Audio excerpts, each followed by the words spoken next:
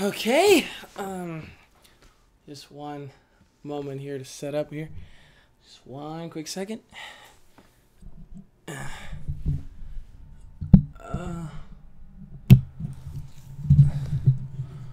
Okay.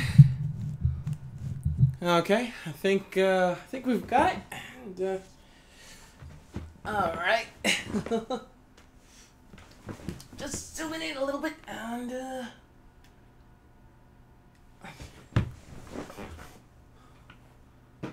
so it's almost perfect. Oh my god, it's just this is a thing with a one-man crew. All right. Well, guys, welcome to the first ever FGM Weekly, and let's get my microphone here a little closer because this is a live recording here. Just trying to get it as close as I can to my voice because this is going to be the audio that's going to go through. I'm going to be posting a video before I post this one, but it basically explains everything that I'm going to be discussing. But I'll explain to you guys what it is. FGM Weekly, FGM, short for Fico's Gaming Mind. It's basically just a whole week's worth of articles, of news, of things that I've heard in the game universe, anything, that I see sort of like, I'm going to talk about this to somebody, you sort of hold on to something when you want to talk to your friends. This is what I'm going to do. This is what I'm going to be presenting to you guys. In honor of this is being the first week that I'm doing this. This is actually Monday of, oh, Lord. Me with the dates. Monday, January the 30th. So basically, this is the start of a new week for me. So clearly, we're already off the wrong track. But these are a bunch of last week news articles that I saw. And this is sort of like something that came up to me when I was like thinking. It's like, you know what? I go to so many news websites, so many news articles, so many things that I hear from friends and everybody. It's just so, it is very, very easy to lose yourself in this tide. And one of the things you're going to notice is this is completely unrehearsed. I'm not going to script anything. I'm just winging it. But I'll try to keep it consistent. But basically, the format goes like this. I talk about something that maybe just something came up to me. Maybe I like to talk about it. Maybe I'm drinking something. Like I'm going to show you to you. This is close up to the camera. This is going to be Malta India. This is from Mayaguez, Puerto Rico, and this is homebrewed malt, and this is non-alcoholic, so don't get any bad ideas. Oh Lord, this is so good. Go to a supermarket. You see Malta on the bottom shelf of your international aisle. Get some. And if you see Malta India, get some. Get some Malta India. Also, I'm going to be, this cast is going to be shown on YouTube. I'm going to try to see if I could get it on Facebook as well. And I'm also going to try to see if I'm also going to post it on my blog. My blogger blog is going to be ficosgamingmind.blogspot.com, and basically from there I've posted every single video that I have done. Every one of them is there. And what are we doing here today? We're going to just be talking about just my opinions of the stuff that I've seen over the last couple of of days, particularly specifically last week. And at the end, I'll be revealing any purchases that I'm going to be doing soon and any plans, and give you like a quick view of release calendar at the end. And I hope that you guys can tune in and watch. So here we go. First story of FGM Weekly is the revelation of Resident Evil 6. Oh my god, I am just so freaking out. I mean, what do you say to that? I mean, Resident Evil 6, Chris Redfield and Leon S. Kennedy, both in the same game, set in a sequel directly linked to the last game. You've got this game Revelations that is about to come out soon. You wonder if it's going to tie in when it gets released on November the 20th. And by the way, that's the release date. And you gotta go see the this incredible 3-minute gameplay footage.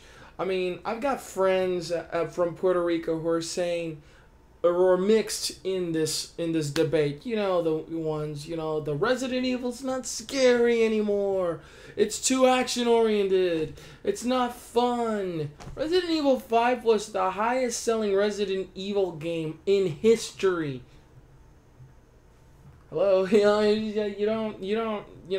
you're Capcom, of course you're gonna keep making Resident Evil games with this formula.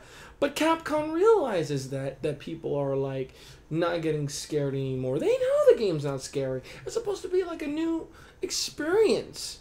So I don't blame Capcom for taking the direction that they did. They experimented with it. They went through 1 of 4 and then 5. They saw that it worked. It looks better. But now they're taking the graphical approach from 5, probably improving the gameplay in 4. But this time, we're in the dark. It's zombies and bioorganic weapons, just the way we like it.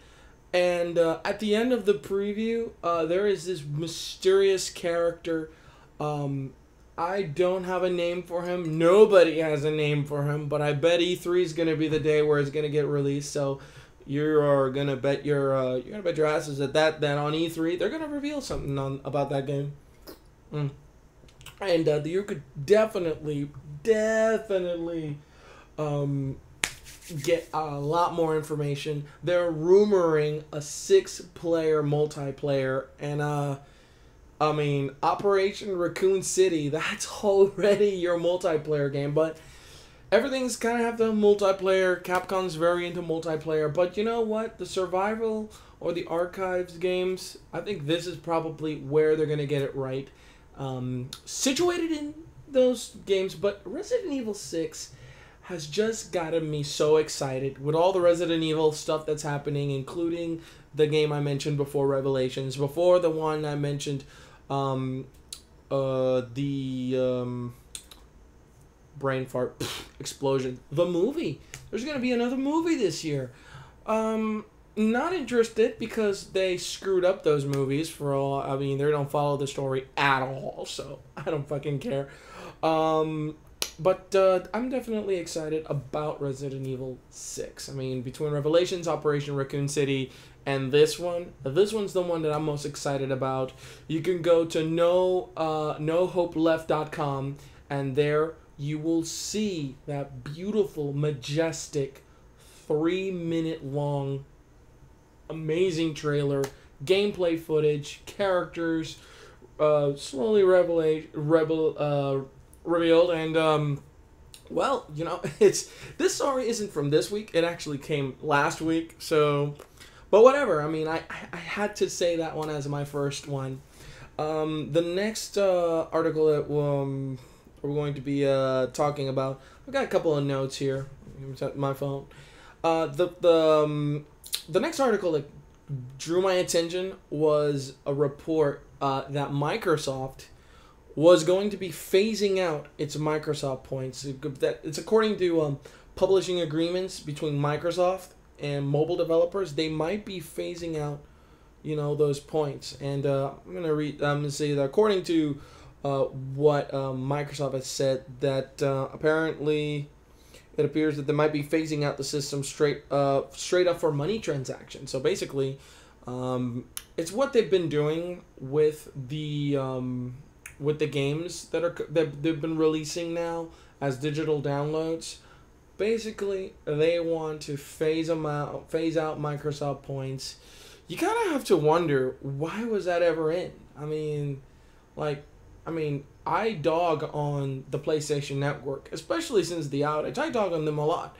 But, when you buy something, it costs $14.99, you put money in your wallet, and you take money from that. It says $14.99. You put $30 in your wallet. You get left with an exact amount. Or you just buy it straight up for $14.99. Here in Microsoft, you have to buy the points and then put those points in your points balance, and it'll be 800 Microsoft points, or 1200 Microsoft points, 1600 Microsoft points. And when you buy something, it is completely ridiculous. Because sometimes when you buy something, you're left with like 40 Microsoft points. It's like nothing costs 40 Microsoft points. What, maybe like one of those gamer picks that nobody ever buys anymore.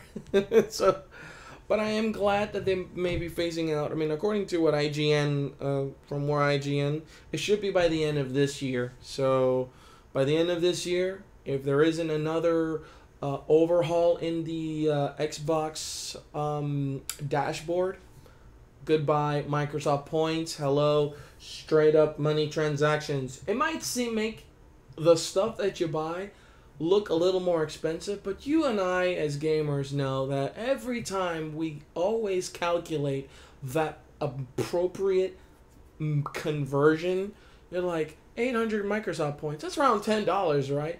Dude, no, it's just $10. Just put $10. Simple. What the hell? You just got to get like one of those little Microsoft point calculators in your head and going, 1,600, it's like $20. Maybe, I don't know. I'm just like, and then when you buy the Microsoft points, this is a big gripe I have, they don't let you buy them a set amount. You can either buy 400, 800, 2,000, 4,000. They're just like ridiculous buying prices. But well, they're doing away with that. Straight up money transactions. Thank you, Microsoft. Thank you. Thank you, thank you, thank you. Another big, this is another story for the next story here. This one is actually another Microsoft story, both Microsoft and Nintendo. Well, I'll explain for you guys later. Apparently, there's a report that the Xbox 720, the rumored next generation Xbox 360, Xbox 2, Xbox 720, 360 times 2, ooh, clever. And basically, they're saying that it'll ship to retailers in late October or early November of next year with 6 times the amount of processing power that the Xbox 360 currently has. They're saying that that it's basically going to have its GPU. It's based off of AMD's 7000 series Southern Islands GPU.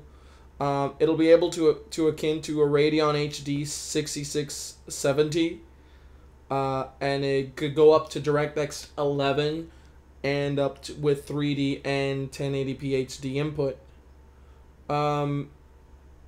Now, okay, this is basically it's sort of like I think PCs are probably more powerful than what the Xbox 720 is gonna be, but It is nice that Microsoft is laying reports, but they've already said that there's probably not going to be another generation of the Xbox until 2014.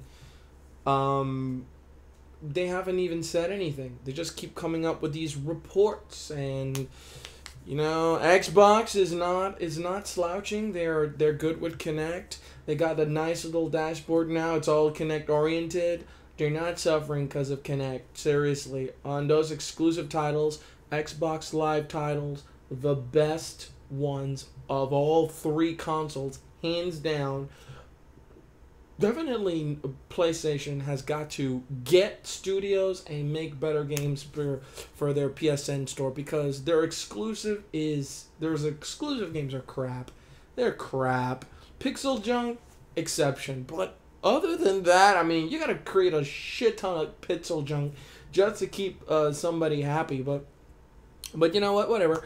I totally I'm excited about Xbox 720. I do hope that my baby over there, my baby survives and does not red ring on me.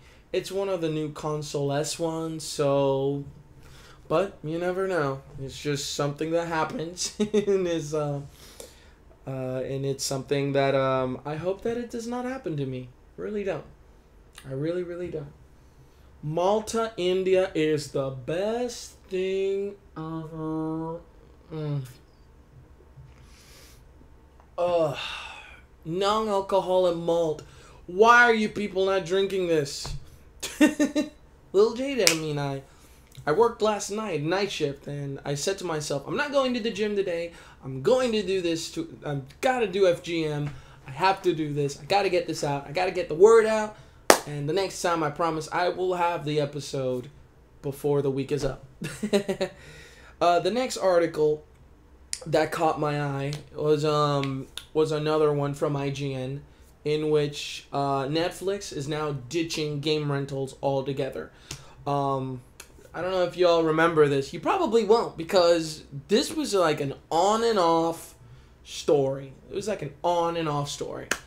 Netflix just said, let's get into gaming. And then they decided to split the DVD portion and the download only, the streaming services, both in separate entities. So you've got the DVD Quickster services, and then you got Netflix. Completely stupid. They were both born from the same together. Streaming came out later, so clearly the DVD option should have been still there, called Netflix. But they binded them together, and then they kept Netflix. But apparently, Quickster was just something that was not fully, chiseled in stone, and it looks like right before it even started, it drops it out. But according to this here, I mean, it seems it really just didn't take off at all. It really didn't take off. They wanted to move away from the DVD vinyl business, and it made its name, and they put on Quickster. And then the game rentals service was called to question. It isn't such a bad thing, because you got Redbox and obviously GameFly, which is the game version of Netflix. So if you're sad that Netflix is not doing games, guess what? It's just as cheap to get a GameFly. I saw this promotion on New Challenger and Revision 3. They're promoting a free 14-week test trial on GameFly. I may try it. But the thing about it is, with me and games, there was a time where I used to rent all my games, and now I'd rather just own them. I just rather own them. It's just me, but it's another pet peeve of being a gamer. You don't want to lend out your games. You don't want to lend out your you know, your game consoles. Never in my life I'm gonna let anybody borrow my Xbox. I don't care who you are. President Obama might knock on my door and he says, my daughters need an Xbox. And they saw yours. Go to Best Buy. Go to Best Buy and get one, man. I mean, get it like everybody else. But seriously, I would totally lend it to him at least, because he's a techie, and I like his ideas. So he's a techie. He's a truly awesome dude. I mean, before he came, he saw the White House and go, they're still using Windows 95. What is this shit? Jesus, no, I don't like this. Next article, it's Steam mobile app lets you shop and chat from your phone.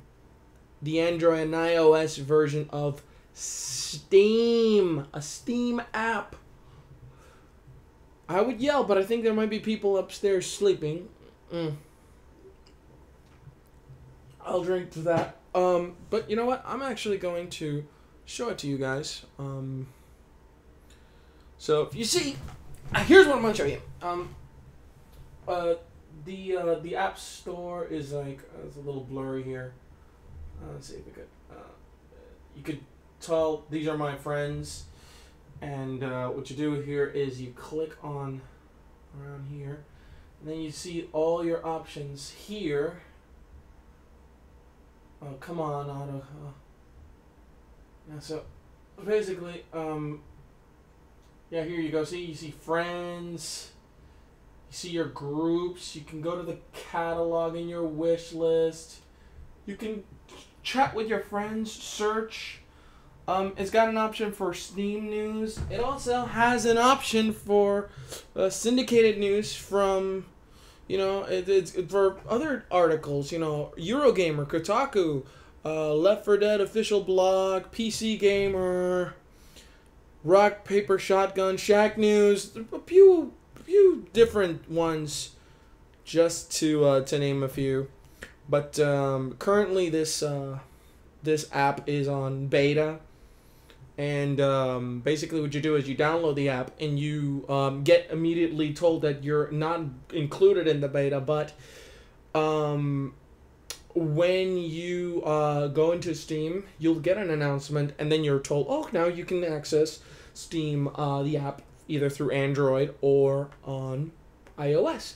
It's available right now. It's free, and it basically, you know, you can manage your entire, you can see all of your Steam specials there, purchase games from Steam. What I haven't tested is if you can just install games and set them to install on a queue. That's something I don't know if I could do. Don't say that I said that it does that, because I don't know. I don't know. But you know what? I like that you can chat with people that are playing, and while they're playing. So it's really cool. I mean, it's really nice. I've wanted a Steam application for a very, very long time. And again, Origin, you didn't come up with it first, did you? Taking away Mass Effect from Steam. Are you kidding me? Jesus. Ugh. Not it. I support EA from wanting to keep their shit to themselves. Fine, you know, you want to go to EA, go to EA store, buy their shit, but you know, take away 2 games that I have. You could take them away, but you don't give me the option to load them in the third. But you know what I'll do, right? I'll get it on Origin, and I'll just add it to the rest of my games on Steam. Guess what? You might not get the Steam achievements, but I don't care, because all I want is Mass Effect 3, baby. And I cannot wait for that game. Side note. The next article, next story, is actually not much of a concern to me. Not much of a concern to me because I am not a Blizzard fan. I am not crazy about Blizzard. I love their games because I mean I dug StarCraft 2.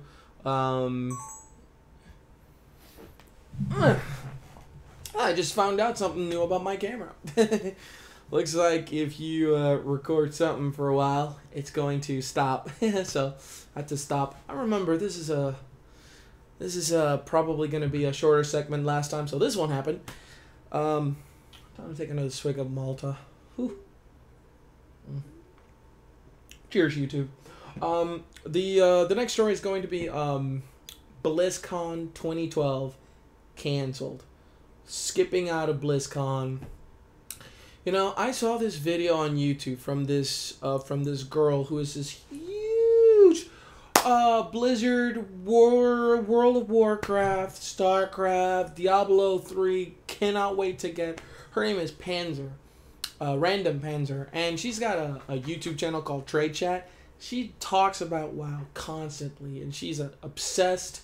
She loves it. She's really sweet too, but my God, was she angry. And I think that reaction that video might have actually been the complete description of every single Blizzard fan reaction when they heard that Blizzard was opting out. I mean, the reasons was because they were too busy. Basically, they wanted to focus on their gaming projects.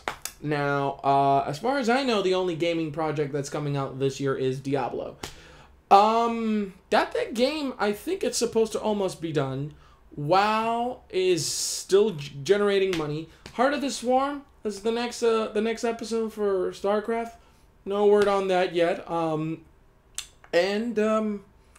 This expansion of the pandas for WoW, which I don't play WoW, so I don't care. At least not yet. What are you kidding me? I'm gonna be playing SWTOR soon before I play WoW. I mean, WoW people don't make you feel welcome when you're a noob. When you're a noob, they put you that stamp, noob, noob, noob. Go suck a dick, noob. Anyway, but yeah, this is you know, even if I don't care much about WoW, it is kind of disappointing that Blizzard will just tell their WoW fanatics, they'll be like, you know, we're not going to do WoW, we're not going to do BlizzCon. A lot of people were very, very upset about this.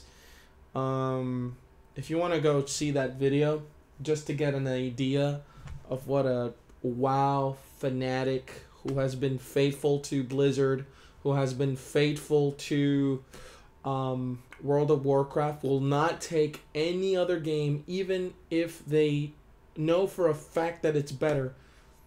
I mean, true passion. I would totally look for YouTube and just type in Random Panzer with an S, Panser, or just type in Trade Chat, and or search for Random Panzer and just look for the video that's talking about BlizzCon 2012 canceled, and you know, you'll see the true passion of a WoW Blizzard fanatic, completely heartbroken. She's even said she almost cried. I'm not gonna spill tears for a franchise that I do not follow, but I think Blizzard's got to reconsider. They got to reconsider. I am a huge fighting game fan, and the next two articles pertain a game that's going to be coming out soon, and that is Street Fighter Cross Tekken. The first bit is not too big. It's about getting post-launch tournament patch, and apparently it's going to be like a free update that's add replays and matchmaking features, but its exact nature hasn't been explained. But they did say it was supposed to be something that'll give tournament players give them a little ease, because there's a lot of stuff they have to figure out with the new gem system, Pandora. I don't know if that's going to be an applicable thing. I learned that Pandora's got a big penalty. I'm going to bring that up in a moment. But the biggest announcement is the next story, which they've announced Pac-Man, the little yellow whatever that eats pellets, gets chased by ghosts, you know, Namco's mascot. He's going to be on the fighting roster of Street Fighter Cross Tekken. Now, I don't know how to feel about this because Pac-Man is not in Tekken. He's in Namco, but he's not in Tekken. And he's riding what I could only describe as a Gustav a la T-Bone mech, but looks like Mokujin, that magical dummy that randomly switches fighting styles from all the characters. Don't ask me. The video is up on IGN, 1UP, all those websites. Just look for Pac-Man SFXT. And, oh, but that's not the only one. Guess who else is in the game? Mega Man!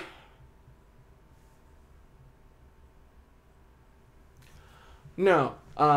It's Mega Man.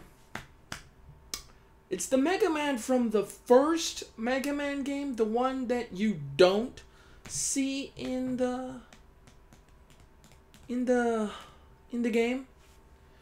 The ugly brown, like, blue tights, doesn't have a Mega Buster for an arm, has more of a gun. Oh, and he's fat. Nothing else. A fat Mega Man who is not Mega Man. He's more like Rock Man. He's actually a miner. This is going to be interesting. This is going to be interesting because he's not in Street Fighter either. But he makes a good fit because he's already been in a crossover game. But because the crossover is Street Fighter Cross Tekken, hell, more characters, the more the merrier. Well, we're coming down to the final stretch. We're going down to the last 4 articles, so I'll just sort of go over them a little bit here. The next story is Insomniac is finished with Resistance. Resistance 1 through 3 has been a staple for the PlayStation 3. Even one of the first PlayStation 3 games that came out was Resistance: Fall of Man. Resistance 2 was also pretty good, and Resistance 3, which was the last one, they have decided to part ways with the project. They decided to sort of just focus on their own stuff. I mean, they've got other projects. I mean, they've got this really cool project they revealed, Overstrike, and they are basically handing it down to another company. And if you go to IGN.com, you'll see the CEO Ted Price. He'll explain to you a little bit better than I can, but basically, a sad day for Resistance fans. You're not going to get Resistance 4 from the people that did the Resistance series.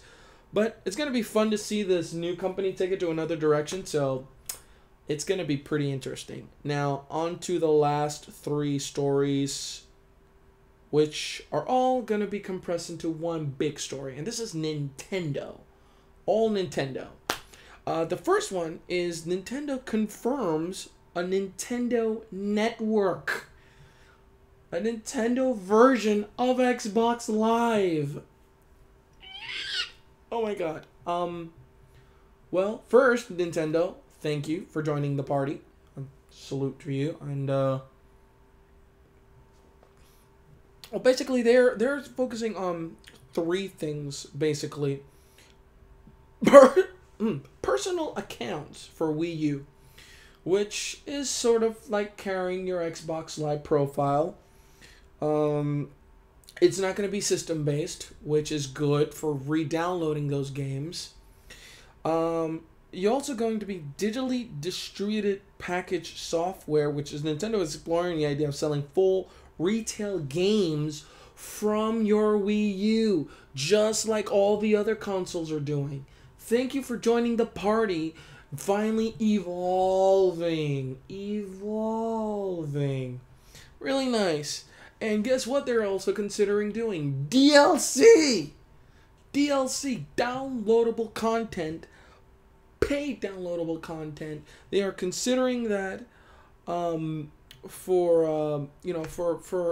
the future, to have it in games.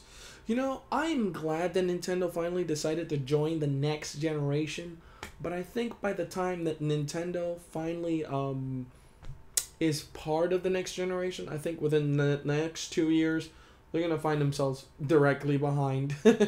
But I do hope that Nintendo at least has a very tech savvy console. It's got to be like extra uber powerful. And speaking of the console, they are saying that they are going to have a fully workable, actual, finished Wii U for this coming E3. That being said, what they're trying to say is they're trying to get a fully, a final format, is what they're trying to say, of the Wii U to show on E3 2012. And they want this console to be released for the holidays. They know they have had a bad year. They know they've had lost. They know that they need to get back on the saddle, and this is why they're pushing to release this console by the end of the year and for the holidays. No exact date has been rumored, but another interesting article was also found on IGN is that they're considering renaming the Wii U. So by E3, you might see not just a release date, price, details on all the consoles, in and comings, release day, same day release day titles. You might get a brand new name.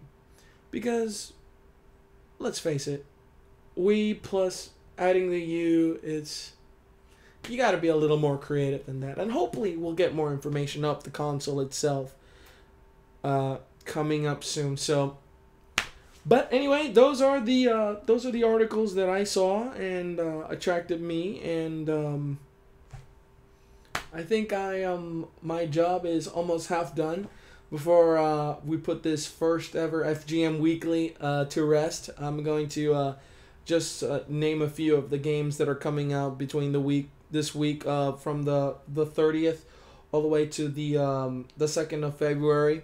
For PC, we've got Pineapple Smash Crew from Steam, and Pixel Junk Eden is coming out on Steam for $10. Really nice. For the Xbox, Final Fantasy 13-2. The fanboys will get the Final Fantasy 13 they deserve! Whatever. I love 13, and I'm not gonna dispute anything like that. They're bitching. We want towns! Here you go. You get towns. Never Dead, which I actually saw a clip on E3. Never Dead looks really interesting, and the fact that Megadeth can do a pretty kick-ass song just for this one game, Never Dead, just incredible. Their new album actually has it. Download the album. Get Never Dead. Pretty neat. Rhythm Party for Xbox Live. Yeah, okay. $10. But Soul Calibur 5 comes out tomorrow. Over there, it says my receipt. I'm going to RU Game nearby here. Getting it. It's already reserved. All these games are also coming out on the PlayStation as well. So, yeah. For the DS, 3DS, we've got a Go Series Undead Storm for the eShop. That's for $2. And Sakura Samurai Art of the Sword. That's for the eShop as well, $7. And the Nintendo DS, the Go Series Undead Storm for DSware for about $2. But you know what? Soul Calibur, Final Fantasy, and Never Dead. Those are the games. Get them all.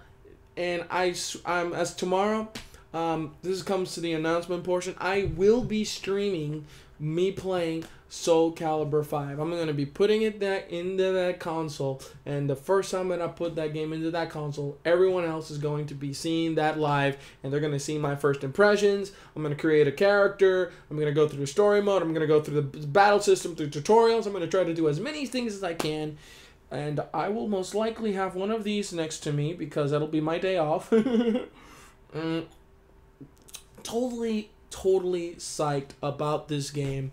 I'm not getting Final Fantasy 13 this week. I might get it the week after when I get paid. So hold on to your butts. I might get a video first time impressions. I will be streaming myself playing the demo. So I'll give you guys an announcement through the Fico's Gaming Mind blog. I mentioned before Fico's Gaming Mind blogspot.com. This isn't drunkenness. This is tiredness. And, well, that's it, guys. I've been streaming Darkness, playing the Darkness. So, I'm playing the Darkness now. And, definitely, catch, if you guys go to my twitch.tv/Fico's Gaming Mind, or you can go to the blog and you can see the both, like, videos that came out, part 1 and 2, from me playing the Darkness 2 demo and the Darkness. Really funny stuff. Well, what can I say? This is the first episode. This is the first episode segment. I don't know if it's gonna come out. It's good. I mean, I got a little scrubbing, a little editing, a little here and there. But this one's gonna be a little more elaborate. I'm gonna start doing that as of now after I flip that little bad boy, my lovely Webby. So. If you have any suggestions, leave me comments on the blog, leave me comments on YouTube. Anything you guys want me to talk about extra, you guys want me to take a moment and see what I think about a specific thing in regards to the world of gaming, I will do a video. If I can, just anything you guys want me to talk about gaming, just hit me up. You guys want me to have it fun to see if I could find something I could try, any drink, any sort of thing y'all see, and I might catch it in my eye. I just might be drinking it. I will not be drinking alcoholic stuff during the morning, but my next recordings will most likely be in the evening. So, y'all, it's a gaming community, and I'm just one gamer who loves it to death. And this whole year is gonna be all craziness. So. Guys, thank you for watching. This is just the first of many installments of this game, of this segment, FGM Weekly. You will see a lot more FGM throughout this week. I'm your humble servant, Fico. This has been the first episode of FGM Weekly. And go to the store, get Malta. Let's have a drink together. Cheers.